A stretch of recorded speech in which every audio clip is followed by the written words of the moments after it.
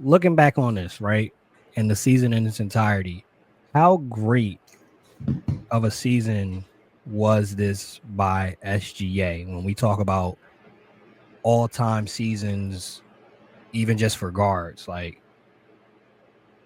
what will history say about this season with SGA? Um, I mean, it's one of the greatest seasons for a guard of all time. People are going to remember it that way. I think people will talk about it that way. I don't think. I think that if it's funny, I think that if SGA was really the face of the NBA, and if he had to bear everything that came with that, there'd be an asterisk on this season, right? That people will talk about the fact that, hey, you only won the championship because Tyrese got hurt in Game 7, right? It's toxic. What comes with that? What comes with that is a lot of toxicity. So he's not going to get to. He's not going to have to bear any of that, which is good for him and good, and good for his legacy long term. But I also think that it's interesting. I think we're really going to have to take a long, hard look about how we view it as the NBA, because do we care about what this means for his legacy long term? I argue that people may not care because you know why? Because he plays in Oklahoma City. Like I mean that I don't know that we'll care. I think if you think about the greatest players of all time and the guys we talk about to this day, they played in big markets. Talk about Michael Jordan, Chicago, big time market. Magic Johnson, big time market in LA, Boston, for Larry Bird, big time market, right? Go down the list. Those are the guys we still talk about, right? I mean, LeBron is LeBron. It's different. He played in Cleveland, and we still talk about him, obviously, but he still played in big time markets, right? He did. He went to big time markets, but I think regardless, he's market proof, and I think MJ is too. I'm not sure that SGA is. That's all I'm saying, right? So it'll be interesting to see how it ages, and it'll be interesting because like going into that Game 7, and I texted you guys about this. There was no buzz on the internet at all about that game. There was no buzz on TikTok. I mean TikTok, Twitter, all of it. And Twitter is really where I'm looking. There was no buzz on Twitter at all about Game 7, going into the game. So people really didn't, they weren't locked in. I'm not sure what the viewership numbers are or what they were.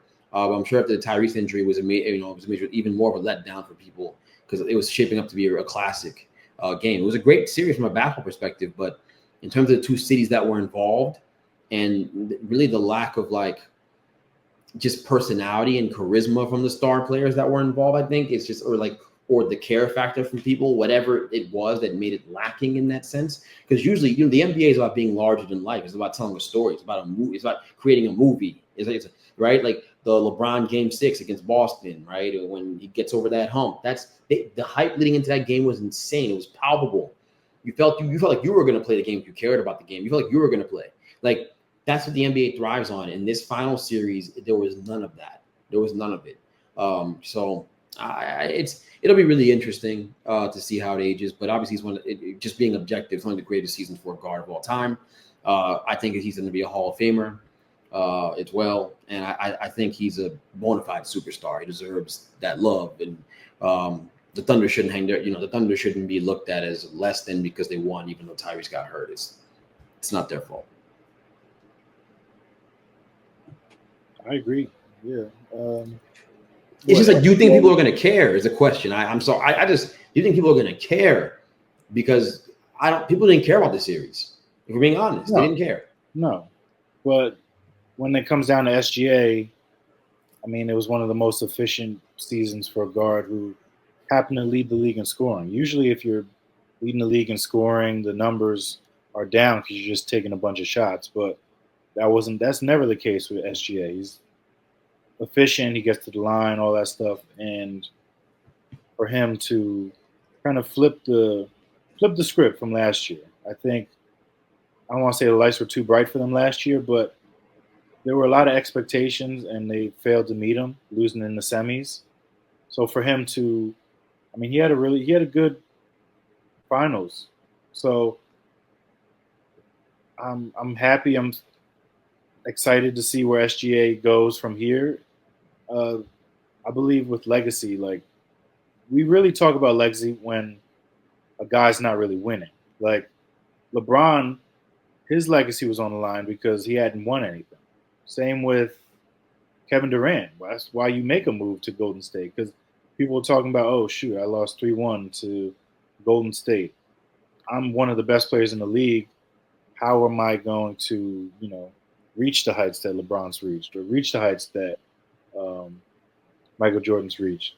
But like SGA, I think his legacy is stamped, and he can, further that legacy with a couple more championships. But once you get one, I think you're pretty much straight in this time of the NBA. Like Giannis is straight, Jokic, I mean, he's stamped and solidified in basketball history. So, well, that's the difference, Yeah. though, right? If you were I'm sorry, don't. Good. I was gonna say that's the thing, right? Like if you have that superstar, one is not enough. When I grew up, one was not enough for the greats. Kobe, one was not enough for Kobe. One was not enough for Bron.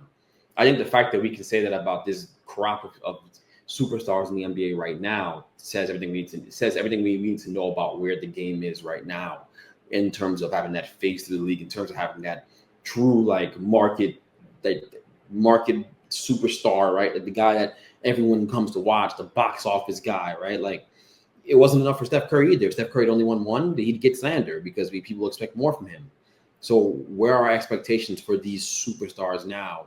And do we truly even have? We don't have a face of the league. We know that, but like, it's not good for the NBA. We know that this finals felt soulless. It felt soulless, and it's not good for the league. It's just. I mean, there's more parity in the league though. Like the way the CBA's changed, you can't really stack teams like you used to. Like you're not really seeing. This is to combat the dynasties, even though the Celtics made do with whatever they did, but we had to blow things up. But like in the past, you had the Heat who built. I don't want to say it's a dynasty. They were 2-2 in the finals, but they built a contender year in, year out. The Lakers, same thing in the early 2000s. The Bulls, like you're having these teams that dominate in different periods of time. Like Golden State, same thing.